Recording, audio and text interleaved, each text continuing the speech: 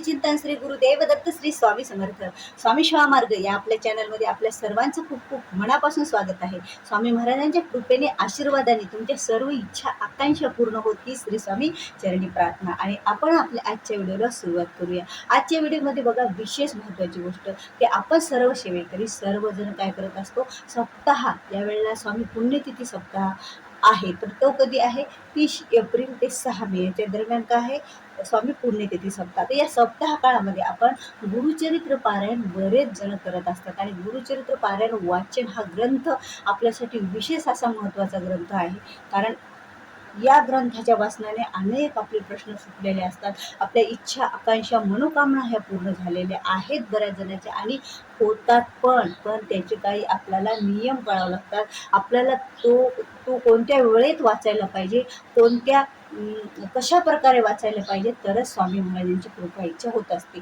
आता बघा कोणतंही काम मनातून श्रद्धेतून भक्तीतून विश्वासाने केलं ना तर ते पूर्ण होतच असतं। पण गुरुचरित्र पारायणाला नियमावली आहेत थोड्याफार, कारण सोप्या आणि साधेच नियम पाळायचे, आपण एवढ्या अवघडात पण जायचं नाही, पण सोपे नियम पाळताना पण आपल्याला थोडी काळजी घ्यावी लागते। कारण आपल्याला स्वामीकडून ही गोष्ट कसं आपण काही जण संकल्पयुक्त पारायण करतात की ही माझ्याकडून मला ही गोष्ट पाहिजे किंवा मला गव्हर्नमेंट जॉब पाहिजे किंवा मला एखादा आपल्या विवाहसंबंधीचा प्रश्न किंवा एखाद्याला मूलबाळ होण्याचा प्रश्न, असे अनेक प्रश्न आहेत की जे आपले स्वामी महाराज प्रश्न या सेवेतून सोडवत असतात। आता ही सेवा करण्याचा काळ आपल्याला सांगितलं की मी तसं तर आपण वर्षभर आपल्या घरामध्ये करू शकतो, पण याच्या दरम्यान या पुण्यतिथी आणि दत्त जयंती, स्वामी पुण्यतिथी आणि दत्त जयंती या वेळेला केलेलं पारायण हे खूप असं फलदायी असतं। त्यामुळेच तर बरेच सेवेकरी ही पारायणाची संधी सोडत नाहीत। आणि स्वामी समर्थ केंद्रामध्ये सुद्धा सामूहिकरित्या 8च्या आरतीनंतर गुरुचरित्र पारायण हे वाचन होत असतं, तिथं पारायण होत असतं। तर आता तिथं जर तुमच्या जवळपास असेलच श्री स्वामी समर्थ केंद्र आणि तुम्ही तिथं जाऊ शकणार असाल, म्हणजे जाऊ शकत असाल, तुम्हाला कुठलीही अडचण नसेल, बंधन नसेल, तर निश्चितच तुम्ही श्री स्वामी समर्थ केंद्रामध्ये जाऊन सगळी पारायणाला हजेरी लावा, पारायण तिथे जाऊन करा। कारण ज्या वेळेला एक घरी पारायण केलं तर एकट्यात पुरतं झालं, पण जी सामूहिक सेवा असते तिथं 100, 1000, 2000 किती लोक बसलेली आहे संख्या आपल्याला माहित नाही, तेवढ्या संख्याचं पुण्य आपल्या सुद्धा पदरात पडत असतं। कारण सामूहिक कोणतं काही कार्य होत असतं अध्यात्माचं, त्याचं फळ हे अधिक मिळत असतं। त्यामुळे तिथली संधी सोडू नका, पण आम्हाला शक्यच नाही, तिथली वेळ 8च्या आरतीच्या नंतर आहे, 8:30च्या नंतर आम्हाला जॉबच आहे किंवा माझं लहान लेकरूच आहे, मी माझ्या घरी लेकरू झोपल्याच्या नंतर सुविधानुसार पारायण करेल, असे बरेच काय आपल्याकडे प्रश्न असतात। कोणाला काही बंधन असतं की तिथपर्यंत पोहोचू शकत नाही, असंख्य असे प्रश्न आपल्या सभोवताली आहेत, पण त्यातून सुद्धा आपल्याला गुरुचरित्र पारायण करायचं आहे। तर गुरुचरित्र पारायण करण्यासाठीचा शुभ मुहूर्त कोणता असतो, गुरुचरित्र पारायण या वेळेत केलं तर खरंच काही प्रश्न आपले सुटलेले असतात बघा, 25% प्रश्न तिथे सुटलेले असतात। कारण ज्या वेळेला वाचनाचे ज्या वेळेला नियम गुरुचरित्र पारायण महत्त्वाचे आहेत, तेवढाच वेळ पण गुरुचरित्र पारायणाला महत्त्वाचा आहे बघा। असं म्हणतात की ज्या वेळेमध्ये गुरुचरित्र पारायण केलं तर उद्या त्याच वेळेत गुरुचरित्र पारायण आपल्याला करायचं असतं। पण तुम्ही जर सकाळचा शुभ मुहूर्त निवडला तुमचं गुरुचरित्र पारायण करण्यासाठी, बघा सध्या तर काय सुट्ट्यांची दिवस आहे, सगळीकडं सुट्ट्या असतात, असे यामुळे मुलांना आपल्या सुट्ट्या असतात, तर आपण असं थोडं निवांत असतं, आपल्याला डब्याची स्वयंपाकाची एवढी घाई नसते। मग यामुळे आपण सकाळी लवकर उठून अगोदर जर गुरुचरित्र पारायण आपलं संपूर्ण केलं तर आपण दिवसभर मोकळेच राहतो ह्या सर्वांची सेवा करण्यासाठी। मग स्वामींची सेवा आपण सकाळी करून घ्यायची त्याप्रमाणे जर आपल्याच्यानं होत असेल तर। कारण शुभ मुहूर्त आहे, आपली काही इच्छा असेल, तुम्ही काही संकल्पयुक्त पारायण करत असाल तर याद्वारे आपलं ते पूर्ण होत असतं।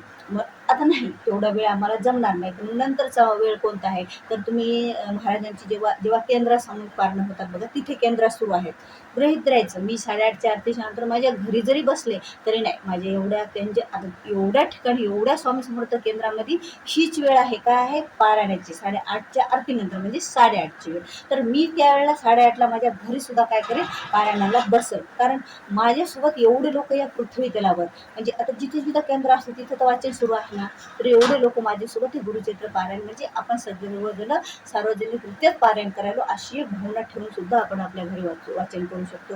कारण बघा ज्यांना शक्यच नाही जाणं, ज्यांना सामूहिक पारायण करायचं असतं आणि खूप इच्छा असते, त्याचं फळ खूप असतं, तर आपण हे सुद्धा एवढं करू शकतो। 8:30च्या नंतर आपण जसं स्वामी समर्थ केंद्रात पारायणाला बसणार त्याप्रमाणे करू शकतो. आणि जर आपल्याला दिवसभरामध्ये सकाळ ते 4 म्हणजे पहाटे 4 ते दुपारच्या 4 पर्यंत आपण गुरुचरित्र पारायण आपल्या घरी करू शकतो. पण बघा दुपारची 12 ते 12:30 वेळ ही दत्त महाराजांच्या कृपेची असते, म्हणून दत्त महाराजांच्या भिक्षेची वेळ असते. त्यामुळे त्या वेळेत आपल्याला पारायण थांबवावंच लागतं, कारण दत्त महाराज हे भिक्षा मागायसाठी गेलेले असतात. त्यामुळे त्यावेळेला पारायण थांबवत असतात. बघा आपण ज्यावेळेला पारायण वाचत असतो, गुरुचरित्र ग्रंथ आपण वाचन करत असतो, त्यावेळेला खरंच दत्त महाराज जे आपण कसं वाचायलो, आपलं वाचन, आपलं गुरुचरित्र पारायण करताना ऐकायला आलेले असतात प्रत्येकाकडे. आणि तुम्हाला सर्वांनाच माहीत आहे की ज्या वेळेला कितीही अवतार घेऊ शकतात, या दत्त महाराजांचे जे अवतार आहे आपले नरसिंह सरस्वती, त्यांनी दीपावळीच्या एक अध्यायामध्येच आहे आपल्या गुरुचरित्रात की दीपावळीच्या वेळेस त्यांनी गाणगापूरला तर स्थायिक राहिलेत मठामध्ये, आणि दुसऱ्या 7 सेवेकऱ्यांच्या घरी पण ते दीपावळी त्यांनी साजरी केली त्यांच्या इच्छेनुसार. त्यामुळे ही कुठलीही आपल्याला आपल्यासाठी म्हणजे देवासाठी याची अवघड गोष्ट नाही की प्रत्येकाच्याच बाजूला बसून ते पारायण ऐकतात स्वामी महाराज दत्त महाराज. त्यामुळे पारायण हे 12 ते 12:30ला ते भिक्षेला जात असतात, म्हणून आपल्याला बंद करायचं असतं. आणि नंतर आपण 4 वाजेपर्यंत कधीही वाचू शकता. आणि वाचन करून का वाचायचं नसतं, आपल्याला ढेकर आहे, खोकला आहे आणि आळस आहे, कारण त्याच्यात आळं, ढेकर, खोकला असलं काही जमत नसतं. आहे आता मला सध्या खोकला सुरू आहे, सर्दी सुरू आहे, ती वेगळी गोष्ट, पण खाऊन पिऊन ही सेवा आपण करू शकत नाही. कारण आपल्याला दत्त महाराजाकडून त्यांचे आशीर्वाद घ्यायचे, आपण प्रपंचात आहोत, प्रपंच करूनच सेवा करायची. हे जरी बरोबर असलं तरीही आपल्याला जेवणाच्या अगोदरच ही सेवा करायची, ही एक गोष्ट आपल्याला टाळायची आहे पारायण करताना. आणि शुभमुहूर्त म्हटलं तर एक पहाटचा आणि एक 8, 8:30चा म्हणजे 8:30 वाजता जे सामूहिक झाले, हे 2 मुहूर्त आणखी महत्त्वाचे. जर त्यांना सकाळी जमलं नाही घरी वाचलं तर ते 8:30ला बसू शकतात. त्यानंतर तुम्ही 12 मग नंतर तुम्ही 12 वाजून जाऊ द्या, 12:30 वाजून जाऊ द्या, आणि नंतर पुन्हा बसा, कारण 4 वाजेपर्यंत आपण सेवा करू शकतो. आपल्याला गुरुमाऊलीने आपल्यासाठी खूप मोठी संधीही उपलब्ध करून दिलेली आहे, आणि विशेष महिलांसाठी पण दिलेली आहे. आणि महिलांना विशेष कृपया तुमची जर पिरियड्स असतील, तुमचा मासिक धर्म जवळ आलेला आहे, ही तुम्हाला ही तारीख माहीत आहे, तर ती वेळ कृपा करून तुम्ही टाळा आणि त्या वेळेमध्ये तुम्ही पारायणाला बसू नका. कारण बघा आपण जर घरी पारायणाला बसलो ना तर खूप अवघड जातं, कठीण जातं. कारण केंद्रात जर आपल्याला काय अडचण आली तर केंद्रात कुणी नाही तर कुणी आपलं पारायण ते पूर्ण करून घेतं, पण घरी खूप कठीण झालेलं असतं. किंवा तुमच्यामध्ये कोणीतरी डिलिव्हरी आता होणार आहे, तुम्हाला माहिती आहे, तुमची जाऊ सून कोणीतरी तुमच्या घरातलं 5 पिढ्यांपर्यंत आपली रूढी परंपरा असते, एकत्र आपण त्यांचं पाळत असतो, देवपूजा करत नसतो. हे माहीत आहे की हा की या महिन्यात तिची डिलिव्हरी होणार आहे, आता होणार, तर त्यावेळेला सुद्धा तुम्ही कृपया टाळा.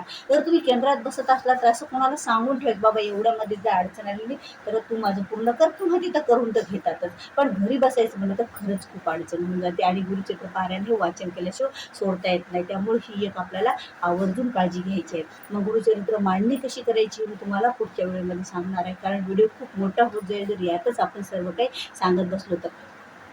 आणि अशाप्रमाणे आपण वेळेनुसार आपला गुरुचरित्र पारायणाची सेवा श्री स्वामी महाराजांच्यासाठी रुजू करायची. आणि सेवा करता करता हे छोटे मोठे नियम तर आपल्याला पाळायचेच आहे, की पर अन्नवर्ज्य करायचं, आपण कॉटवर, बेडवर, गादीवर झोपायचं नाही, कारण पारायण करत आहोत. महाराजांच्या आज्ञेत आहे तर महाराजाच्या खालच्या बाजूलाच आपल्याला, म्हणजे महाराज उंच आहेत आसनावर, त्यामुळे आपल्याला त्यांच्यापेक्षा खाली म्हणजे त्यांच्यापेक्षा उंच जागेवर बसायचं नसतं. त्यामुळे आपण गादीवर बसायचं नाही, कॉटवर झोपायचं नाही, गादीवर नाही, खाली अंथरुणावर चटई किंवा घोंगडीवर आपल्याला झोपायचं असतं, सतरंजी वगैरे टाकून.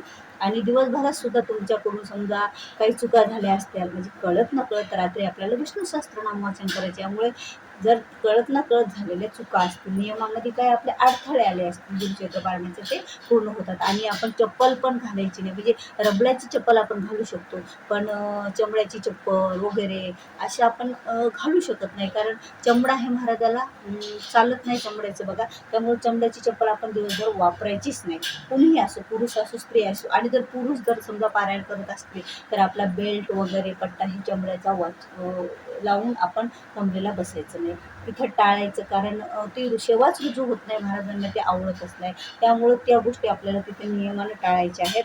आणि आपल्याला अशा प्रकारे सेवा स्वामी महाराजांच्या चरणी गुरुचरित्राची रुजू करायची आहे. आणि विशेष महत्त्वाची गोष्ट, गुरुचरित्र पारायण करताना निंदा करायची नाही कोणाची, आणि कोणाच्या विषयी ईर्ष्या आपल्या मनामध्ये एखादा द्वेषी भावना आपण ठेवायचीच नाही. कारण आपण त्यावेळेला साक्षात आपल्या सोबत असतात कोण, दत्त महाराज, आणि त्यांच्या सानिध्यात आपण असतो. त्यावेळी तो गुरुचरित्र पारायण काय साधारण ग्रंथ नाही, 5वा वेद आहे. तो आपण वाचन करत आहोत, श्रवण करत आहेत, त्याचा आनंद घेत आहोत, त्यांचा कथा समजून घेत आहेत. तर त्यावेळेला आपण ह्या गोष्टी कटाक्षाने टाळायच्या. भलेही तुम्हाला समोरचा कोणी व्यक्ती असेल आणि तो त्रास देत असेल, तर तुम्ही तो त्रास सहन करा. कारण बघा, सहन करा म्हणण्यापेक्षा आपण तिकडे दुर्लक्षच करायचं, आणि सर्व काही आपले स्वामी महाराज बघणारच असतात, आपले दत्त महाराज बघणारच असतात. त्यामुळे आपण तिकडे लक्ष द्यायचंच नाही. आपण आपली सेवा जेवढ्या होती तेवढ्या त्या 7 दिवसामध्ये करण्याकडे लक्ष द्यायचं. आणि अशा प्रकारे या वेळेनुसार जर पारायण केलं, या शुभ वेळेनुसार, तर खरंच आपल्याला आपली जी मनातली इच्छा असते ती पूर्ण होत असते. कारण बऱ्याच सेवेकऱ्यांना अनुभव आलेला आहे या गोष्टीचा. म्हणून ही वेळ सुद्धा तेवढीच महत्त्वाची आहे. तर व्हिडिओ आवडल्यास व्हिडिओला लाईक करा, शेअर करा, आणि नवीन असाल तर सबस्क्राईब करा. झालेली शिवाय श्री स्वामीचरणी अर्पण करूया, आणि आजचा व्हिडिओ इथंच थांबेल. तोपर्यंत श्री स्वामी समर्थ.